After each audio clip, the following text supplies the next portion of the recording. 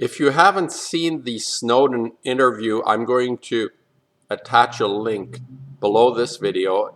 I'm going to try to make this a short video and be to the point. Snowden just was interviewed on, I saw on a YouTube, I'll attach it. What an extraordinary person. The impression I had after Stone commented on his film, what's his name, Oliver Stone? These are kind of glib people. They probably have a deeper life in some way, but they appear on the surface to be so glib. He was referring to Snowden, yeah, a guy, blah, blah, blah. Wow. Watch this question and answer on it with Snowden. A profound clarity, a humility that comes out of this person at such a young age. I was saying to a friend, if I had been this insightful and deep as a person, I would be having wings at this point. So I highly recommend you listen to this Q&A with Edward Snowden. And what impressed me, I'll just say this about it, what impressed me is that his insight did not originate out of his mind or intellect. And it's what I've been trying to contribute or comment on in my YouTubes as I've evolved over the last 6 years, 7 years of making my YouTubes. I've realized that my contribution as a human being to the rest of what we experience, existence, is not primarily through my intellect or mind, but through coming from the heart and our decisions. And when I say heart, and this is always argued by people, what does that mean to do the right thing? One person is doing the right thing. You know, one person's freedom fighter is another person's terrorist. There is a principle of how we are, how we act beyond any thought, but it's inherent. I am convinced the ability to do the right thing is something that we come to at different times in our life, some earlier, some later. With Emerson, he discovered a conscience when he was 19. There was a well-known lecture done on this. And different people come to this at different times. Some never come to it, unfortunately. But this interview or this question and answer was so extraordinary, I highly recommend it. And it creates a backdrop to people like Assange, like Chelsea Manning, who have sacrificed their lives. But according to Snowden, he is so at peace with himself for what he has done, which is, at his age, it's an extraordinary feat. Now, I want to just briefly comment, and I'm going to attach a little screen capture on Hillary Clinton's dejection speech, where she's wearing the purple. I'll attach that after this. But what I wanted to briefly comment on after listening to Snowden, I was thinking about, is it risky to post your ideas and thoughts on YouTube or Facebook or any of these media?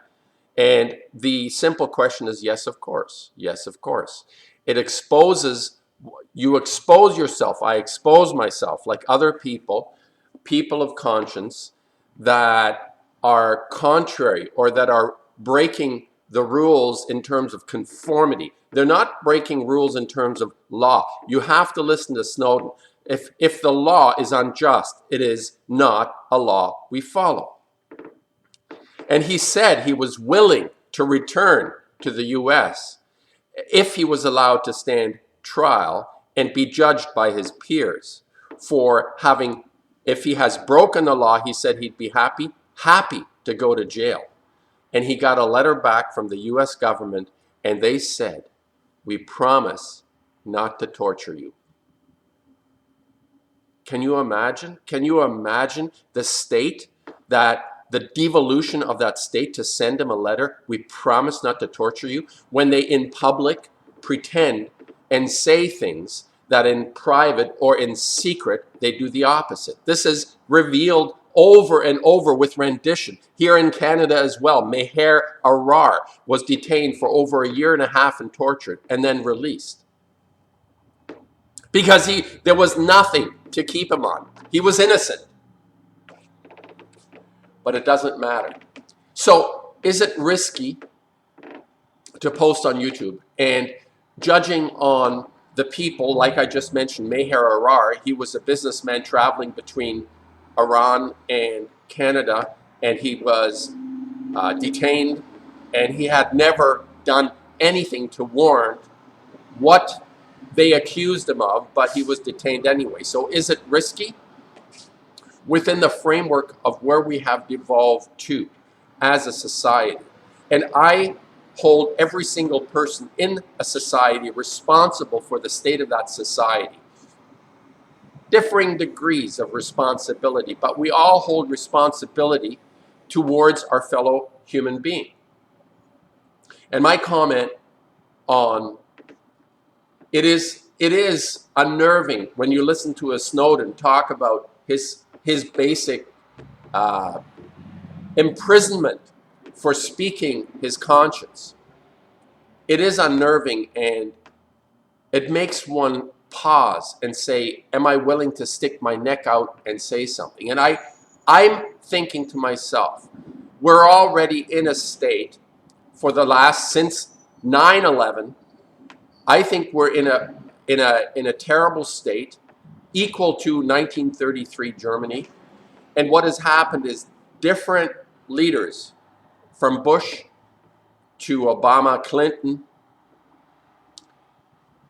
to Trump now, there are different people taking charge of this devolution of state, and it's becoming obviously more risky. And with Trump, who I believe will be the great punisher, the punisher to all the useless eaters. We are the useless eaters to the people that run things. And no matter what Trump says, and no matter what Clinton said, whoever was going to end up as the elected president will become the punisher. The punisher for the people that own everything. And we all know that we are just, as Lonnie Clark says, assets on a balance sheet. As long as we produce, we are useless eaters. If we do no longer become assets on a balance sheet, we are useless eaters, like George Bernard Shaw or Bertrand Russell espoused in their brilliance. Their intellect allowed us to look into the elite's reasoning, and they have never, ever been able to wipe themselves without us. We are collectively what it means to be in a culture and civilization. And as Gandhi said, civilization would be a good idea. Nonetheless, it has become more risky.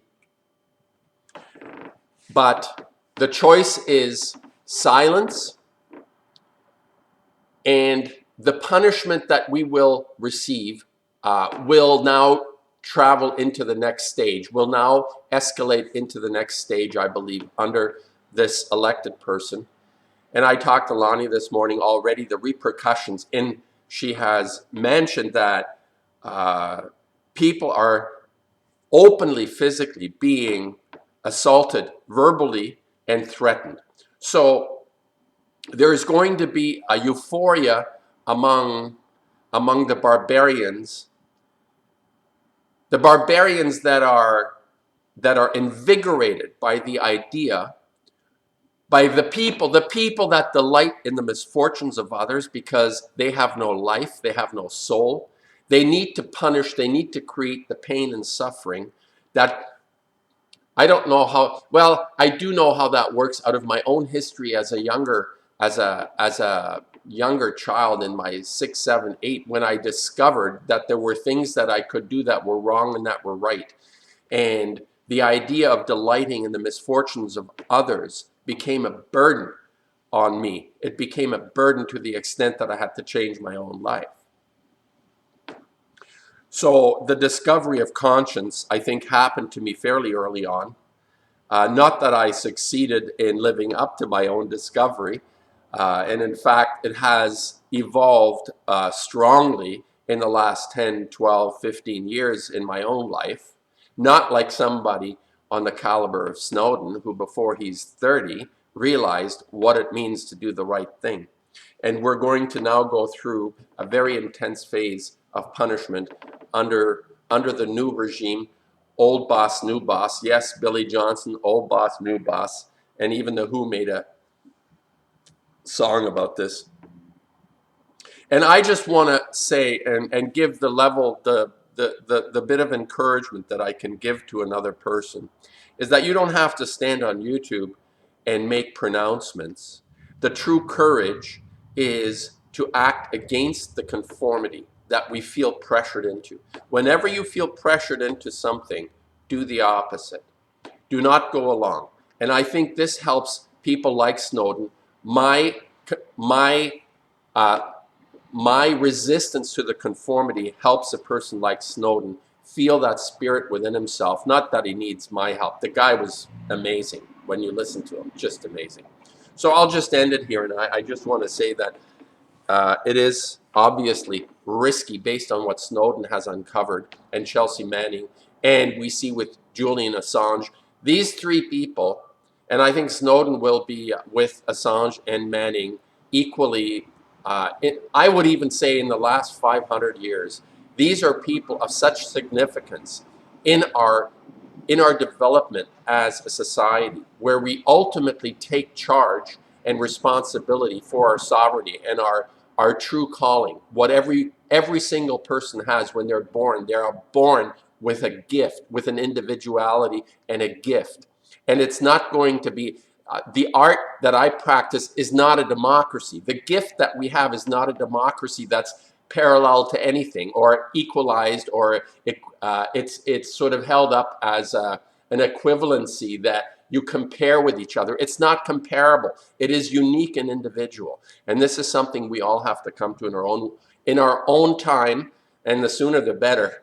But I'll just attach this little screen capture on the color purple. There hasn't been enough comment on the dress that Hillary Clinton wore for her concession speech, the purple, dark gray, or black even. As a painter, I see this as significant. I think these people choose their images with great care, and this was not by coincidence that she would choose the royal purple, a color of mourning to some, but I think it's a color of exhilaration to others, especially the people, the owners that run everything. And it's basically a confirmation to us that nothing has been lost. We are the owners. Whatever you think you have done to us, there is a silent smile. Maybe it's not even so silent. If you look at some of the outfits that royalty wear, the black and the purple, that the Vatican sissies and dresses wear, all the other clergy of the United Church and the Anglican Church, and probably even Eastern countries with Alexander the Great, apparently the color purple or the pigment purple was worth more than its weight in gold. So it has a tradition among royalty and leadership, and this is a statement of, I have not lost. I am part of this club that is so expansive, that is so extensive. And anyone that is going to, in fact, whatever she says, the opposite is true. United we stand, stronger together. These are all the ruse that allow people to, it allows people to become infiltrated with this mythology. Like I said with Abramowitsch, the mythologies become concretized. They become part of our reality. These colors are not just symbolic. They are factually what they are. What they represent is what they are. So not enough comment has been made about this purple, and Bill in the back with his purple coordinated tie. I think it's worthwhile. I think it's worthwhile to discuss or to point out.